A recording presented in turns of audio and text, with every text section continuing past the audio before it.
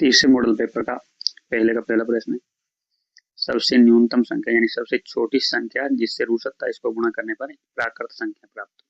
सबसे पहले हमें ये पता होना चाहिए कि प्राकृत संख्या होती कौन कौन सी, जैसे 1 है, 2 है, 3 है, 4 है, 5, 6, 7, 8 इस प्रकार अनंत तक चलने वाली, 1 से प्रारंभ होकर अनंत तक चलने वाली संख्याओं को प्राकृत संख्या कहते हैं। तो रूट 27 का गुणा करना है, ऐसी संख्या से गुणा करना है कि गुणा करने पर हमें प्राकृत संख्याएं प्राप्त हो, यानी इनमें से कोई भी संख्या प्राप्त हो।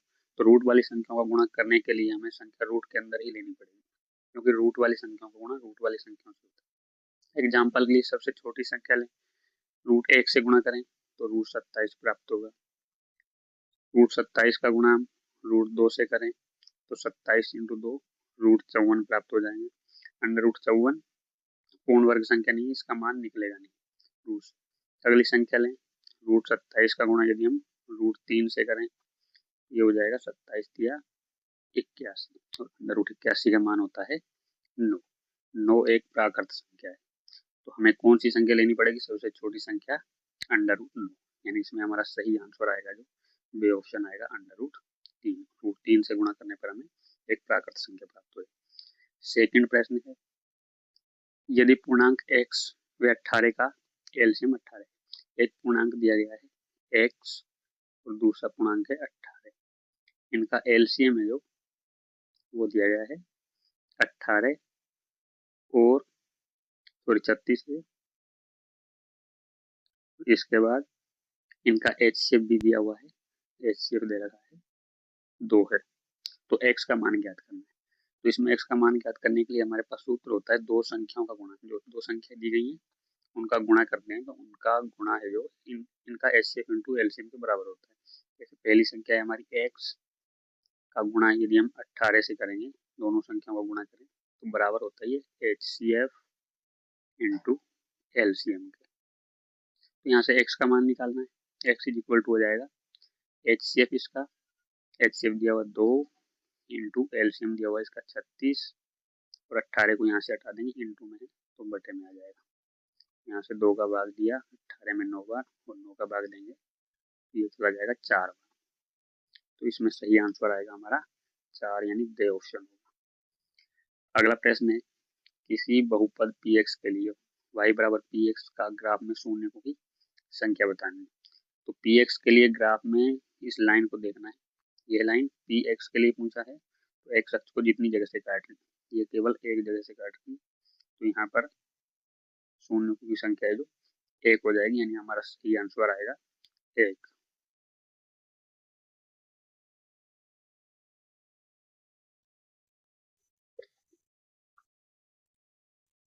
चौथा प्रश्न है, चौथे प्रश्न दिया हुआ रैखिक समीकरण।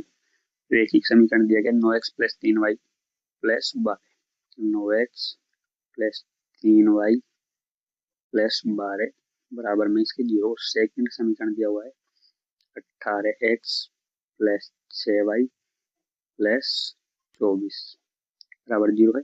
इसके हल पूछे गए हैं, वो समीकरण के हल हम a1/a2, b1/b2 और c1/c2 के सूत्र से निकालते हैं।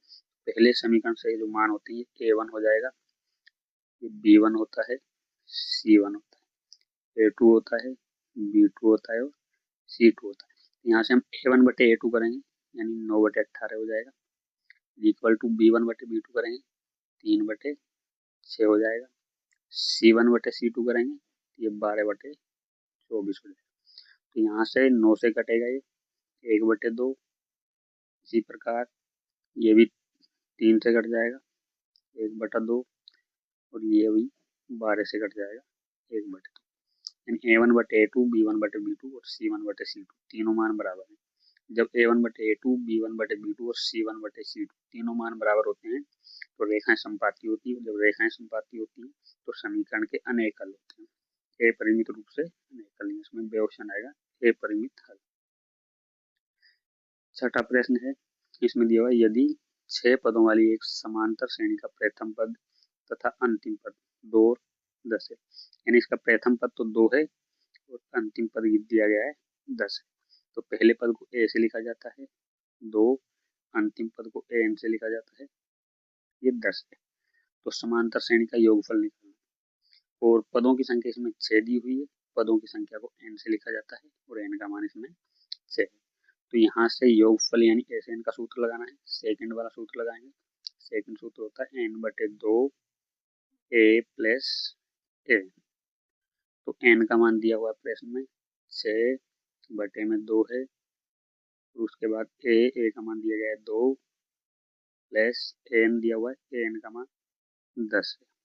यहाँ से इसको हल करेंगे, 2 का भाग दे देते हैं 6 में 3 बार, गुणा 10 × 2 कर 10 + 2 करते हैं 12 और 12 × 3 करेंगे तो इसमें सही आंसर आएगा 36। तो इसमें रहेगा हमारा बे ऑप्शन। छठा प्रश्न है हमारा। छठे प्रश्न दिए हुए यदि समांतर श्रेणी का प्रथम पद ए है, प्रथम पद को लिखा जाता है ए से और ये 2 दिया हुआ है। उसके बाद दिया हुआ सारवंतर को लिखा जाता है डी से, डी का मान इसमें 3 है। तो nवां पद निकालना है और nवें पद का सूत्र होता है an बराबर a प्लस n-1 और इंटू डी। यहाँ पर हमें मान लिखने हैं। पहले a का मान लिखेंगे। a का मान दिया हुआ है 2 प्लस n का मान है नहीं, n-1 इंटू डी दिया हुआ है, डी का मान है 3। यहाँ से हल करेंगे 2 प्लस 3 का n से गुणा करेंगे 3n माइनस 3 गुणा 1 करेंगे 3 हो जाएगा। तो यहाँ से बन जाएगा ये 3n प्लस के हैं, माइनस का बचेगा यहाँ पर 1, 2 में से 3 घटाएंगे तो 3n माइनस 1 हो जाएगा इसका आंसर, यानी इसमें बे ऑप्शन आएगा 3n माइनस 1। सातवां प्रश्न है। इसमें दिया हुआ है दी गई आकृति में कोण डी और कोण एफ क्रम से होंगे, यानी कोण डी और कोण एफ के मान निकालने। तो यहाँ से इन दोनों त्रिभुजों में देखेंगे। पहले त्रिभुज की भुजा देखो इसमें दिया हुआ है, दूसरे त्रिभुज में एक भुजा ये 7 सेमी के डी से ई और इसमें एक 63 की एक 45 की। तो यहाँ देखेंगे जो 7 सेमी वाली भुजा है और ये 63 सेमी वाली भुजा है, इसका हम 9 से गुणा कर दें तो 7 × 9 = 63 प्राप्त होता है। इसी प्रकार ये वाली भुजा जो ई एफ है, इसका गुणा 5 सेमी के, इसका गुणा हम 9 से कर दें, 5 × 9 करेंगे, ये 5 × 9 में 45 प्राप्त होंगे। यानी इसकी भुजा जो डी और इधर से भुजा लेंगे ए सी, ये दोनों भुजाएं, इनका अनुपात इन दोनों भुजाओं के अनुपात के बराबर आएगा। दो भुजाओं का अनुपात समान है और एक उनके मध्य का कोण समान होना चाहिए। तो इनमें कोण, तीसरा कोण ये दिया हुआ नहीं है। यहाँ पर हम ये तीसरा कोण निकाल सकते हैं। ये 50 डिग्री का है, ये 70 डिग्री का है। तो इसका तीसरा कोण आ जाएगा ये 50 और 70 होते हैं 120, तो 60 डिग्री का कोण बन जाएगा। तो ये दोनों त्रिभुज, इसमें ये कोण 60 डिग्री का हो गया, इसमें ये कोण 60 डिग्री का दिया हुआ। तो दोनों त्रिभुज समरूप हो गई, दो भुजाओं का अनुपात समान और उनके मध्य का कोण समान। अब हमें निकालना है कोण डी और कोण एफ के मान। तो इसमें हम देखेंगे कौन कौन से त्रिभुज समरूप है। तो यहाँ से देखते हैं, पहला त्रिभुज ले लेते हैं एबीसी, त्रिभुज एबीसी, और दूसरा त्रिभुज ले लेते हैं। यहाँ से देखेंगे नाम का पता हमें भुजाओं के अनुपात से लगेगा। तो पहले त्रिभुज की हम पहली भुजा लेते हैं। जैसे मान लो पहली भुजा इसकी ए बी भुजा को लिया, ए बी का अनुपात, अब ए बी यहाँ पर है 45 की, तो 45 में 9 का भाग देंगे तो यहाँ पर 5 सेमी की ई एफ प्राप्त होगी। तो ए बी और ई एफ का अनुपात समान है। इसी प्रकार इसकी दूसरी भुजा जो दी हुई है वो ए सी है, तो यहाँ से भुजा ले ली ए सी, और ए सी का अनुपात निकालेंगे। ए सी 63 है, 63 में 9 का भाग देंगे 7, डी ई प्राप्त होगी। तो इस भुजा को लिख सकते हैं हम डी ई या ई डी। तो भुजा ए बी और ई एफ का अनुपात ए सी और ई डी के बराबर है और इन भुजाओं के मध्य का कोण बराबर दिया हुआ 60 डिग्री का है। तो एस ए एस नियम से समरूप हो जाएंगे। तो अब हम यहाँ से देखेंगे कौन कौन से त्रिभुज समरूप हैं। जैसे हमने पहला त्रिभुज ले लिया ए बी सी, यानी पहला पॉइंट, दूसरा पॉइंट, और यहाँ पर जो दूसरा बिंदु है उसका पहला बिंदु छोड़ के दूसरा पॉइंट लिया। तो पहले दोनों पॉइंट लिए, तो अगले त्रिभुज के पहले दोनों पॉइंट ई एफ है। त्रिभुज ई एफ और इधर से हमने सी पॉइंट लिया तो इधर से यहाँ से डी लेंगे, सी के नीचे डी आ रहा है, डी पॉइंट। ये दोनों त्रिभुज समरूप है। यदि ये समरूप है तो इनके संगत कोण बराबर होंगे। तो इसमें कोण डी पूछा गया है, तो कोण डी तीसरे नंबर पर है, इधर तीसरे नंबर पर है सी। कोण डी है जो सी के बराबर होगा, कोण सी दिया हुआ 70 डिग्री। इसी प्रकार कोण एफ पूछा गया है, एफ दूसरे नंबर पर है, इधर दूसरे नंबर पर बी है, तो बी का मान है इसमें 50। तो हमारा उत्तर आएगा 70 डिग्री और 50 डिग्री। 8वां प्रश्न है बिंदुओं 2, 3 और 5, 6 के बीच की दूरी ज्ञात करनी। तो बिंदु दिए गए हैं 2, 3 और 5, 6। तो 2, 3 और 5, 6 की हम दूरी निकालेंगे। दूरी किस प्रकार निकालेंगे, ये 2, 3 यहाँ पर लिखा हुआ 2 और 3 और सेकंड है जो ये दिया गया है 5 और 6। तो दूरी सूत्र का उपयोग करेंगे। एबीसीडी में सवाल है, सूत्र लिखने की जरूरत नहीं है, हम डायरेक्ट ही कर सकते हैं इसको। सूत्र होता है जो मान दिए गए हैं, पहला मान x1, दूसरा y1, फिर x2, y2। तो x2 माइनस x1, x2 का मान 5 है, 5 में से 2 घटाव करेंगे, 5 माइनस 2 का स्क्वायर प्लस ये हो जाएगा 6 माइनस 3 का स्क्वायर। तो यहाँ से 5 में से 2 जाएंगे, 3, 3 का स्क्वायर 9 होता है, प्लस 6 में से 3 गए 3, 3 का स्क्वायर 9 होता है, और अंडर रूट 9, 9 प्लस 9 करेंगे 18 हो जाएंगे, और 18 को हम 9 इंटू 2 भी लिख सकते हैं, अंडर रूट 9 इंटू 2, और अंडर रूट 9 का मान होता है 3, और रूट के अंदर रह जाएगा, यानी हमारा मान आंसर रहेगा 3 अंडर रूट 2। अगला प्रश्न है दिए गए समकोण त्रिभुज में कोस सी ज्ञात करना है। 3 भुजाएं दी गई हैं, कोस सी निकालना है। कोस सी बराबर सूत्र होता है लाल बटे कक्का से आधार बटे कान। अब आधार सी दिया हुआ है, सी के सामने वाली भुजा लंब होगी तो आधार इसमें 5 सेमी का रहेगा, और कर्ण भुजा 90 के सामने कर्ण होती 13 सेमी। इसमें हमारा उत्तर आ जाएगा 5/13, ये ऑप्शन देगा। इसके बाद अगला प्रश्न है एक ऊर्ध्वाधर छड़ की लंबाई और छाया की लंबाई का अनुपात। एक ऊर्ध्वाधर छड़ है, छड़ मान ली हमने इस प्रकार होगी छड़, ये ऊर्ध्वाधर छड़ होगी, और इसकी लंबाई और छाया की लंबाई, छड़ की लंबाई और छाया की लंबाई का अनुपात दिया गया। छड़ की लंबाई ये होगी, छाया की लंबाई मान ली ये है, इनका अनुपात है 1/√3। या अनुपात को हम बटे में लिख सकते हैं, यानी यहाँ से हम त्रिभुज बनाएं तो त्रिभुज के अंदर ये भुजा लंब होती है, ये आधार होती है, लंब और आधार का अनुपात दिया गया, यानी लंब कोण आधार का अनुपात 1/√3 है। और लंब बटे आधार ये सूत्र होता है tan थीटा का, tan थीटा बराबर, और √3 1/√3 ये होता है tan 30 डिग्री का। तो यहाँ से tan से tan कट जाएगा, थीटा का मान 30 डिग्री, यानी उन्नयन कोण जो वह 30 डिग्री जाएगा। अगला प्रश्न 11वां है एक वृत्त की वह जीवा जिसकी लंबाई वृत्त की त्रिज्या से 2 गुनी। तो वृत्त की जीवा की लंबाई वृत्त की त्रिज्या से 2 गुनी, त्रिज्या का 2 गुना होता है व्यास, त्रिज्या का 2 गुना व्यास होता है, तो इसमें हमारा आंसर रहेगा बे ऑप्शन रहेगा। इससे अगला प्रश्न है यदि एक बिंदु दिया हुआ है, एक बाह्य बिंदु है P, मान लिया कोई वृत्त है और वृत्त के अंदर एक बाह्य बिंदु दिया हुआ है P। यहाँ पर एक वृत्त बना लेते हैं, मान लिया ये वृत्त है और इस वृत्त का एक बाहर बिंदु दिया गया है, बाह्य बिंदु बोलते हैं जिसको, बाहर स्थित है, यहाँ पर ले लिया P। वृत्त का बाह्य बिंदु P, O केंद्र वाले वृत्त पर 2 स्पर्शरेखाएं और PA और PB इस प्रकार खींची गई है कि दोनों 80 डिग्री के कोण पर झुकी। तो यहाँ से एक PA, एक दूसरी स्पर्शरेखा है PB, ये दोनों 80 डिग्री के कोण पर झुकी हुई है। यहाँ पर जो कोण बन रहा है वो 80 डिग्री का है। यहाँ से त्रिज्याओं को केंद्र से मिला देंगे, केंद्र है वो तो मिलाइए। इसमें पूछा गया है कोण POA, कोण POA।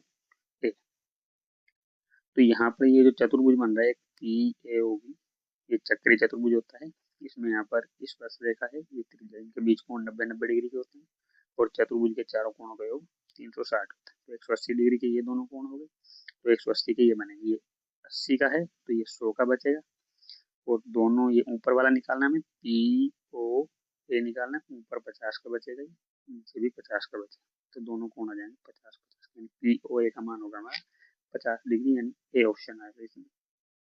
अगला प्रश्न है, एक वृत्त की त्रिज्या आर है तो इसकी परिधि, तो वृत्त की परिधि का सूत्र होता है 2 पाई, केवल सूत्र याद होना चाहिए। अगला है घन के विकर्ण की लंबाई ज्ञात करने का सूत्र, तो घन के विकर्ण की लंबाई होती है भुजा इंटू √3, ये सूत्र होता है घन के विकर्ण का, भुजा का गुणा √3 से कर दें तो घन के विकर्ण की लंबाई निकल जाती है। 15वां प्रश्न है, यदि एक शंकु की त्रिज्या 14 सेमी है और इसकी तिर्यक ऊंचाई है 10 सेमी, तो शंकु का वक्र पृष्ठ क्षेत्रफल, त्रिज्या आर होती है, आर का मान 14 सेमी और तिर्यक ऊंचाई एल होती है 10 सेमी और इसका वक्र पृष्ठ क्षेत्रफल होता है पाई आर। पाई का मान 22/7 लिखेंगे, आर का मान दिया हुआ है 14 सेमी, एल का मान 10 सेमी, तो यहाँ से 2 का भाग दे देंगे 14 में, 7 का भाग 14 में 2 बार, 22 इंटू 2 44 और 44 इंटू 10 करेंगे तो 440 सेंटीमीटर स्क्वायर, इसमें हमारा आंसर हो जाएगा से ऑप्शन आएगा। 16वां प्रश्न है, इसमें दिया गया यदि निम्नलिखित आंकड़ों की बारंबारताओं का योग 60 है तो x का मान निकालें, तो बारंबारता यहाँ पे लिखी 5, x, 20, 15, 7 और 5, इनका योगफल यानी इन सबको जोड़ेंगे, इनका योगफल 60 आता है। देखो 60 योग किस प्रकार है, 5 है, ये 20, 20 5 25, 25 और 15 40 होते हैं, 40 और 7 47 और 47 और 5 52, तो 52 तो इनका योग हो रहा है। यदि यहाँ हम 8 लिखें, x की जगह 8 लिखें तो 52 और 8 योगफल 60 हो जाएगा, यानी x का मान हमारा कितना आएगा, 8 आएगा। अगला है संचयी बारंबारता सारणी का उपयोग होता है ज्ञात करने में, तो संचयी बारंबारता यानी CF का मान माध्यक ज्ञात करने के लिए किया जाता है, तो इसमें से ऑप्शन आएगा। इससे अगला प्रश्न है, PA घटना A के होने की प्रायिकता को दर्शाता है, किसी भी घटना के होने की प्रायिकता PA लेस देन 0, यानी लेस देन का मतलब है 0 से छोटा मान नहीं हो सकता, ये ऑप्शन नहीं आएगा। 0 के बराबर यहाँ पर दिया हुआ है 0 लेस देन है प्रायिकता से, या तो प्रायिकता 0 के बराबर है या 0 से बड़ी है, या 1 के बराबर या 1 से छोटी, तो ये सही है, किसी भी घटना के होने की प्रायिकता 0 और 1 के बीच।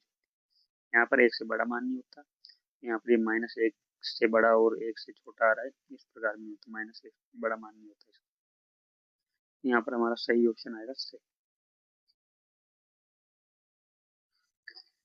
दूसरे के प्रश्न है, खालिस्तान वाले हैं। पहला है द्विघात समीकरण x² + bx + c = 0 का विविक्तर, तो विविक्तर ज्ञात करने का सूत्र होता है b² - 4s, विविक्तर को b से लिखा जाता है, इसका सूत्र होता है b² - 4s। प्रथम n धन पूर्णांकों का योगफल, तो n धन पूर्णांकों का योगफल का सूत्र होता है n इंटू n + 1/2। तीसरा है tan 30 sin 60, tan 30 का मान लिखें तो 1/√3 होता है, गुणा tan 60 डिग्री का मान देखें तो √3 होता है, √3 से √3 कट जाएगा, तो इसका मान आ जाएगा हमारा 1। दो त्रिभुज सर्वांग सम कहे जा सकते हैं यदि उनके आकार तथा amaप समान होने चाहिए। जब दो त्रिभुज हों या वर्ग हों या चतुर्भुज हों, सर्वांग सम तभी होते हैं जब उनके आकार और माप क्या होते हैं, समान होते हैं। वृत्त की स्पर्श रेखा और त्रिज्या के बीच जो कोण होता है 90 डिग्री होता है, जिसको समकोण बोला जाता है, 90 डिग्री का कोण होता है। एक पासे को उछालने पर 6 से बड़ा, तो 6 से बड़े अंक होते नहीं है पासे पर, तो इसकी प्रायिकता 0 मानी जाएगी। अगला प्रश्न है, इसमें दिया हुआ है तीसरे का फर्स्ट, यदि x बराबर 2x³ x बराबर दिया हुआ है 2 का क्यूब गुणा 3 का क्यूब और y बराबर दिया हुआ है 2 का स्क्वायर इंटू 3 का स्क्वायर, तो x और y का लघुत्तम समापवर्ती यानी एलसीएम निकालना है इनका। तो एलसीएम कौन सी संख्या होती है, एलसीएम में ऊपर नीचे समान संख्याओं में वो संख्या लेनी है जिसकी घात बड़ी। देखो 2 की घात 2 है, यहाँ पर 2 की घात 3 है, हम 2 की घात 3 ले लेंगे इंटू यहाँ 3 की घात 2 है और यहाँ पर 3 की घात 2 समान है तो 3 की घात 2 है। यहाँ पर 3 की घात 3 इसका मान हो जाएगा 27 और 3 की घात 2 इसका मान हो जाएगा 9। 27 का गुणा 9 से कर लेंगे, 9 सत्ते 63 हासिल 6, 9 दूनी 18 और 6 24, तो हमारा उत्तर आएगा 243। सेकंड प्रश्न है रूट 2 तथा रूट 3 के बीच स्थित एक परिमित संख्या। तो देखो रूट 2 का हम मान निकालेंगे यानी 2 का वर्गमूल करेंगे तो इसका मान होता है 1.414 और रूट 3 इसका मान होता है 1.732। ये अपरिमेय संख्या है, इसमें अंक जो अनंत तक चलते रहते हैं। हमें रूट दो और रूट 3 के बीच की परिमेय संख्या निकालनी है। के बीच की परिमेय संख्या, तो इनके बीच की परिमेय संख्या पॉइंट के बाद जैसे हम एक अंक लेते हैं तो 1.4 बनेगा, ये 1.7 बनेगा। 1.4 1.7 के बीच में 1.5 आता है दोनों के बीच में, यहाँ हो जाएगा 1.5।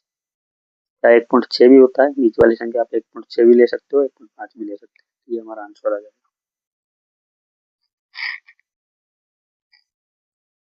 तीसरा प्रश्न है बहुपद दिया गया x square minus 6x plus 6 के शून्यकों का योग और गुणनफल। तो शून्यकों का योग होता है एल्फा प्लस बीटा, जिसका सूत्र होता है माइनस बी बटे ए, और गुणनफल का सूत्र होता है एल्फा इंटू बीटा बराबर सी बटे ए बी सी के मान, ए का मान होता है एक्स स्क्वायर का गुणांक, एक्स स्क्वायर के आगे कुछ भी नहीं है, एक माना जाएगा। बी का गुणांक एक्स, बी का मान एक्स का गुणांक होता है, एक्स के आगे माइनस 6 लिखा हुआ है, माइनस 6 हो गया।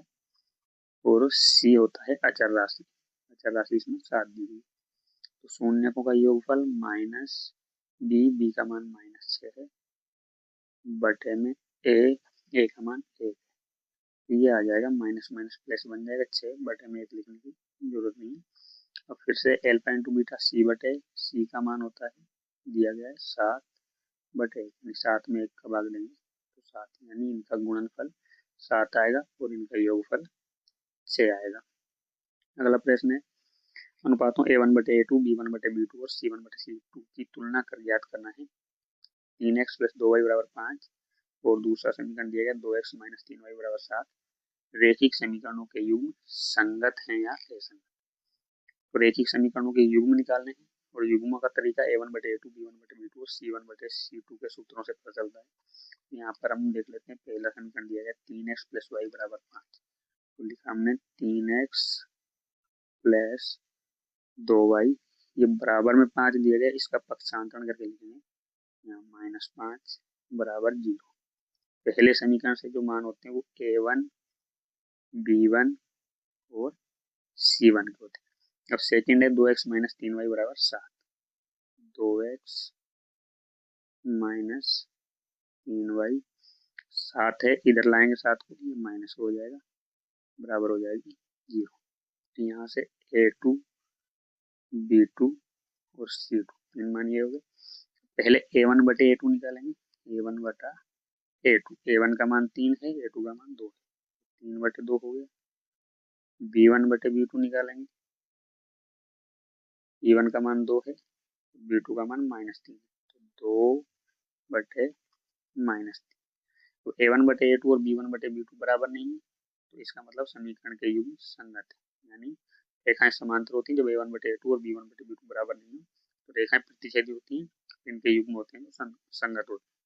यहाँ लिख देंगे a1 बटे a2 is not equal to b1 बटे b2, तो समीकरण के युग्म संगत, समीकरण के युग्म संगत है।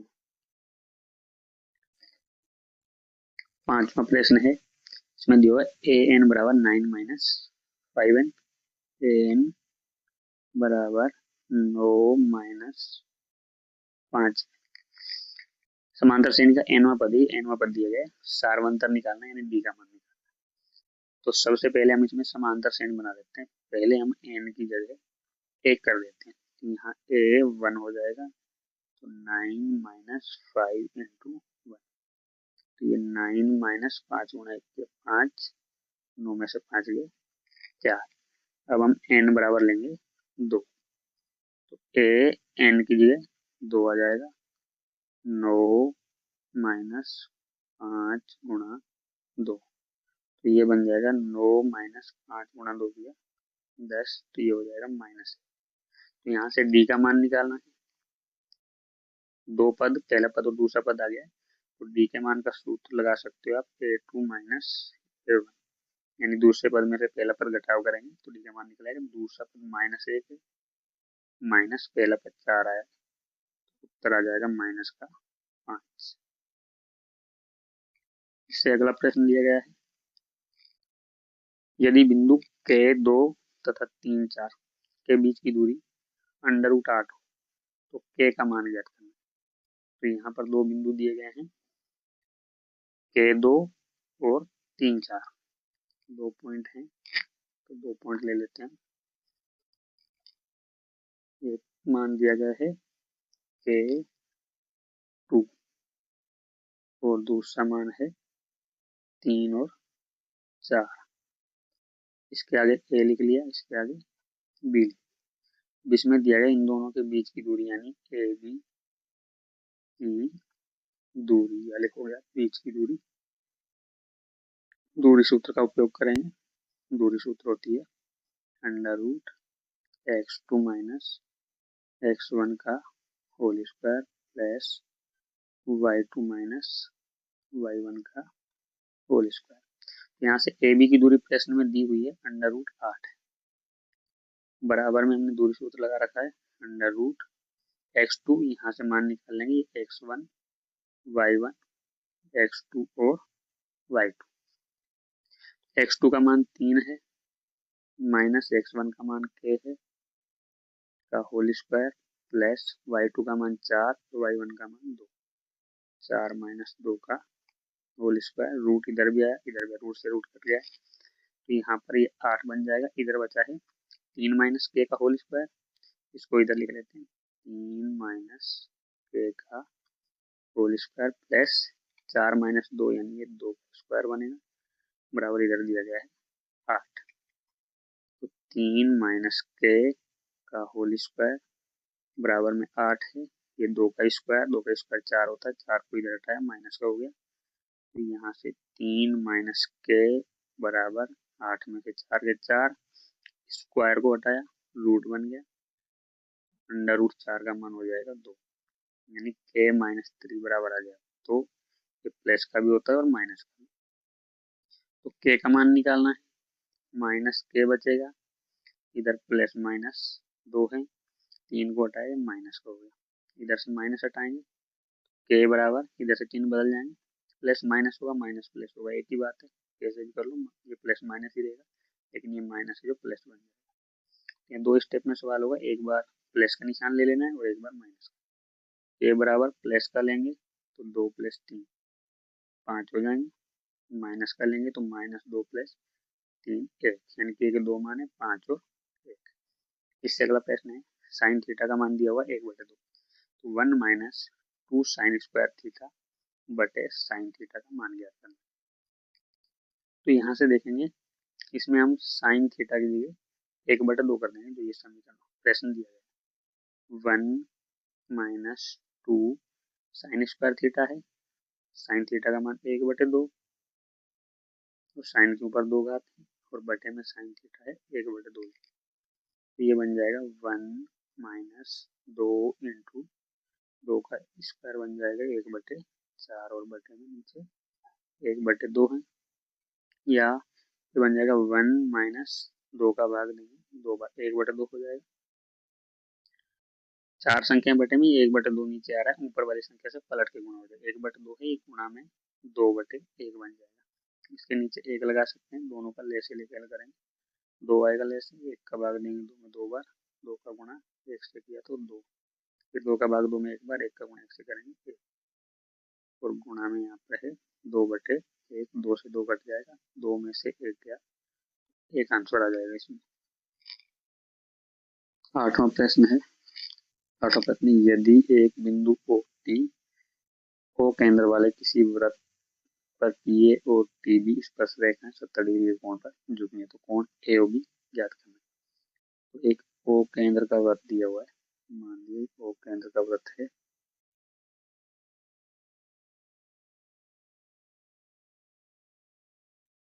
यहाँ पर इसका केंद्र हो जाएगा ओ, टी से ओ केंद्र वाला बिंदु, टी से एक बिंदु बाहर ले ली, यहाँ पर बिंदु है टी, और टी से ओ केंद्र का वृत्त है, तो टी ए, टी से लेकर ए तक, और टी बी, टी से बी तक, ये दोनों वृत्त की त्रिज्याएं हैं, और ये 70 डिग्री के कोण पर झुकी हुई।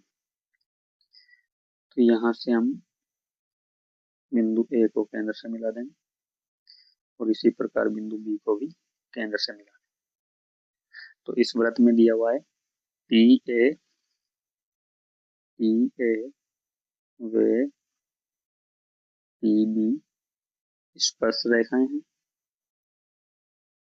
स्पर्श रेखाएं हैं, और इसी प्रकार दूसरा इसमें हो जाएगा, ये पॉइंट ए से लेकर ओ तक और बी से लेकर ओ तक, ये दोनों त्रिज्याएं, तो ए ओ व ओ बी त्रिज्याएं हैं,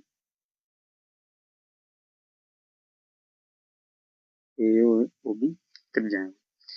अब हमें पता है कि वृत्त की टी से ए स्पर्श रेखा है और ए से ओ त्रिज्या है, त्रिज्या और स्पर्श रेखा के बीच में जो कोण बनते हैं वो 90-90 डिग्री के होते हैं, यानी कोण टी ए ओ, कोण टी ए ओ बराबर है कोण टी बी ओ, दोनों 90-90 डिग्री के होंगे। ये हमारी होती है प्राइम में 10.1 से, और स्पर्श रेखा के बीच जो कोण होता है वो 90-90 डिग्री होता है। तो यहाँ पर कोण ए ओ बी का मान ज्ञात करना है, इन दोनों कोणों का योग 90 + 90 180 हो गया, इन दोनों कोणों का योग भी कितना होगा, 180 होगा। तो यहाँ पर हम लिख सकते हैं कोण ए टी बी और कोण ए ओ बी, कोण ए टी बी प्लस कोण ए ओ बी बराबर में आएगा 180 डिग्री, क्योंकि चक्रीय चतुर्भुज जिसके आमने सामने के दो कोणों का योग 180 डिग्री हो जाए वो चक्रीय चतुर्भुज होता है। तो चक्रीय चतुर्भुज में यदि दो कोणों का योग 180 हो रहा है तो इन दोनों कोणों का भी योग 180 डिग्री होगा। तो कोण ए टी बी का मान दिया गया 70 डिग्री प्लस कोण ए ओ बी बराबर में 180 डिग्री, तो कोण ए ओ बी बराबर आ जाएगा ये 180 डिग्री माइनस 70 डिग्री, 180 में से 70 गए, 110 डिग्री हमारा आंसर आ जाएगा। अगला प्रश्न है, अगले प्रश्न में दिया हुआ है एक घड़ी की जो मिनट की सुई है वो 20 मिनट में केंद्र पर अंतरित कोण का मान ज्ञात करें। तो घड़ी की मिनट की सुई 1 मिनट में 6 डिग्री का कोण बनाती है, 1 मिनट में 6 डिग्री का कोण, तो 20 मिनट में कितने डिग्री का कोण बनाएगी, 1 मिनट में 6 का, 2 में 12 का, 3 में 18 का गुणा करते जाएंगे, 6 डिग्री का इंटू 20 से कर देंगे, 120 डिग्री का कोण बनेगा, ये आंसर आ जाएगा। अगला प्रश्न दिया हुआ है इसमें, त्रिज्या 4 सेमी और एक वृत्त के त्रिज्याखंड का क्षेत्रफल ज्ञात करना है जिसका कोण 30 डिग्री। त्रिज्या को r से लिखा जाता है 4 सेमी, और कोण को लिखा जाता है थीटा से 30 डिग्री है। त्रिज्याखंड का क्षेत्रफल निकालना है, त्रिज्याखंड का क्षेत्रफल, त्रिज्याखंड का क्षेत्रफल का सूत्र होता है थीटा बटे 360 इंटू में होता है पाई r स्क्वायर। तो यहाँ पर थीटा का मान दिया हुआ 30 बटे में दिया हुआ 360, पाई का मान यहाँ पर हम 3.14 लेंगे, इंटू आर का मान 4 है, 2 आते हैं 2 बार लिख दिया, 0 से 0 कटेगी, 3 का भाग 12 बार चला जाएगा 36 में। यहाँ से 4 का भाग देंगे, 3 बार चला जाएगा। 4 का गुण 3.14 से करेंगे तो ये हो जाएंगे 12.56 बटे में 3 है, और 3 का भाग देंगे, 3 चौके 12 पॉइंट आ गया, 3 एक 3, 2 बचे 26, 3 अट्ठे 16, 4.18 सेंटीमीटर स्क्वायर हो जाएगा। अगला प्रश्न है, आंकड़े दिए गए कुछ, इनका बहुलक निकालना। बहुलक वो संख्या होती है जो आंकड़ों में सबसे ज्यादा बार आएगी। तो यहाँ पर आंकड़ों में सबसे ज्यादा बार 4 दिखाई दे रहा है, 3 2 बार है, लेकिन 4 1 2 3 बार है। तो इसमें हमारा जो बहुलक होगा वह 4 आएगा, बहुलक बराबर 4। अगला प्रश्न है, इसमें दिया गया है आंकड़ों का माध्यक निकालना है। निम्न आंकड़ों का माध्यक ज्ञात कीजिए। तो माध्यक के लिए सर्वप्रथम हमारा काम क्या है, आरोही क्रम में लिखना। जो आंकड़े दिए गए हैं इनको आरोही क्रम में लिखने पर, आरोही क्रम का मतलब होता है इन आंकड़ों को हम बढ़ते हुए क्रम में लिखेंगे। तो सबसे पहले सबसे छोटी संख्या इसमें 17 दी गई है, उसके बाद 17 से बड़ा 18 है, 18 से बड़ा 19, 19 से बड़ा यहाँ पर है 20, 20 से बड़ा देखेंगे 25, फिर 27 और 29, 25, 27 और 29। आंकड़ों को गिन लेते कितने, 1 2 3 4 5 6 7, 7 आंकड़े हैं, और जितने आंकड़े होते हैं वो होता है एन का। तो यहाँ पर एन का मान हो जाएगा 7। हमें निकालना है माध्यक। माध्यक पूछा गया है। माध्यक का सूत्र होता है, यदि आंकड़ों की संख्या एक विषम संख्या है तो विषम संख्या के लिए सूत्र होता है n+1 बटे 2वां पद। n+1 का मान निकालेंगे, उसी नंबर का पद इन आंकड़ों में से जो निकलेगा वही हमारा माध्यक होगा। तो यहाँ पर माध्यक n का मान हमारे पास 7 + 1 बटे 2 वहाँ पद। यहाँ से 7 और 1 8 हो जाएंगे, 8 में 2 का भाग दिया, तो चौथे नंबर का जो पद आएगा हमारा वो हमारा माध्यक होगा। तो माध्यक इज इक्वल टू 4वां पद आया, चौथा पद, पहला दूसरा तीसरा चौथा पद है हमारा 20। हमारा उत्तर आ जाएगा इसमें 20।